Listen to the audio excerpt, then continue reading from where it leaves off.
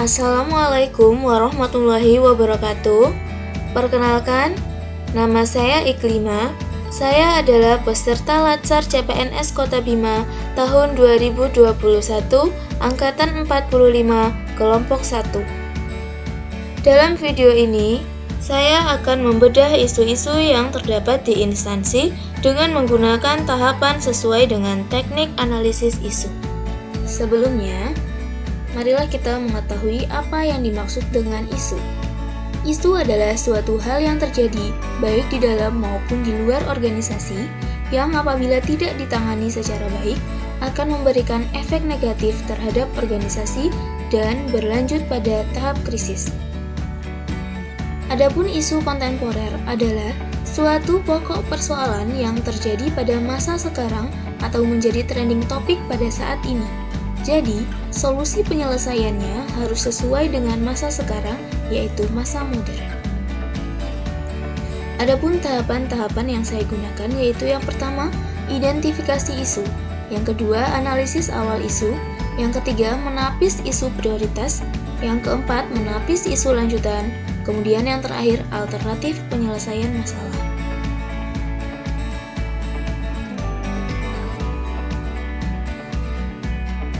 Adapun isu-isu yang saya temukan yaitu kurangnya penerapan gaya hidup bersih dan sehat. Salah satu kurangnya penerapan gaya hidup bersih dan sehat yaitu kurangnya kesadaran siswa dalam menggunakan masker. Masker hanya digunakan ketika disuruh oleh guru. Ketika keluar dari sekolah maupun tidak berada di sekolah, siswa enggan menggunakan masker.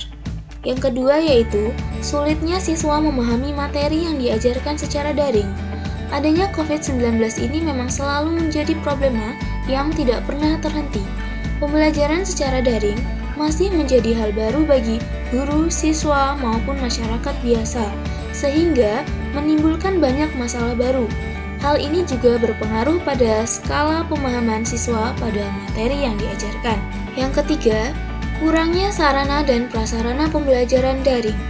Sarana dan prasarana yang menunjang juga masih minim dimiliki oleh siswa. Banyak siswa yang masih belum memiliki gadget sehingga harus menunggu orang tua pulang bekerja agar bisa melaksanakan pembelajaran. Yang keempat, rendahnya sikap sopan santun peserta didik. Sikap sopan santun siswa semakin menurun akibat dari pembelajaran jarak jauh ini. Karena siswa kebanyakan lebih takut terhadap guru di sekolah daripada orang tua, sehingga ketika belajar di rumah, siswa menjadi acuh tak acuh dan mulai bersikap tidak sopan.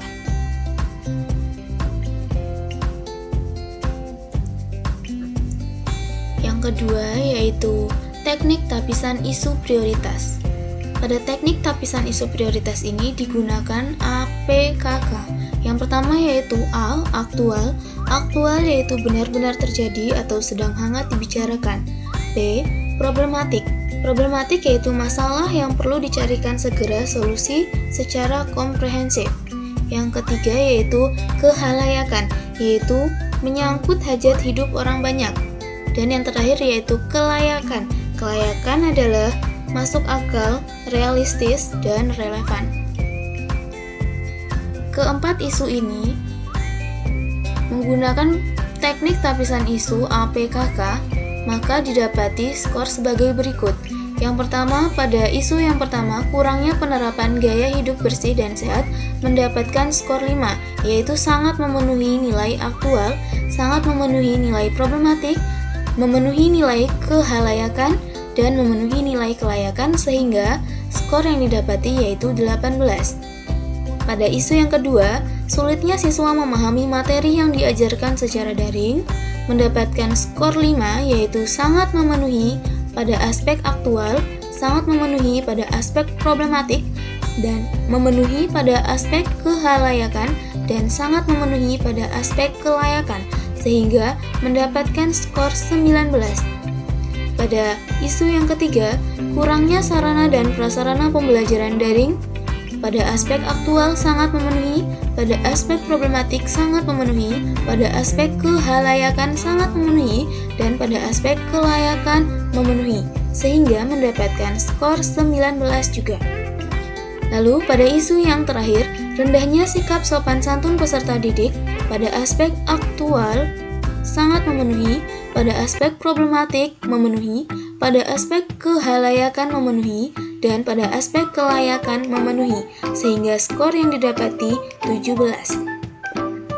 Dari sini, dapat kita lihat bahwa ada dua isu yang mendapatkan skor seri, yaitu 19.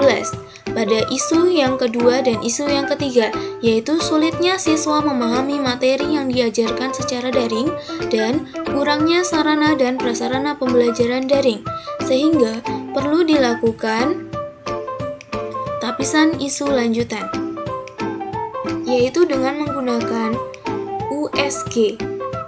USG yang pertama U adalah urgensi. Urgensi itu adalah suatu hal yang mendesak. Kemudian S, seriousness, adalah hal yang harus dibahas atau hal yang serius. Kemudian growth, atau hal yang apabila tidak dilakukan, maka akan terjadi kemungkinan yang buruk. Dari dua isu tadi, dilakukan analisis USG, maka didapati sulitnya siswa memahami materi yang diajarkan secara daring memenuhi skor 15, dan isu yang kedua, kurangnya sarana dan prasarana pembelajaran daring memenuhi skor 13. Sehingga isu yang dibahas atau isu yang diangkat yaitu sulitnya siswa memahami materi yang diajarkan secara daring. Ada dua faktor yang menyebabkan sulitnya siswa memahami materi yang diajarkan secara daring, yaitu faktor internal dan faktor eksternal. Faktor internal yang pertama yaitu siswa belum memahami secara rinci materi yang dibagikan. Yang kedua, kurangnya motivasi siswa untuk belajar. Yang ketiga, siswa bersikap acuh tak acuh terhadap perintah guru karena merasa tidak diawasi.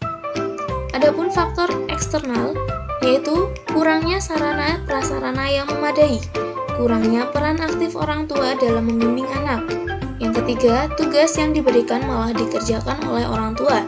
Dan yang terakhir, guru tidak mengambil tindakan terhadap masalah ini.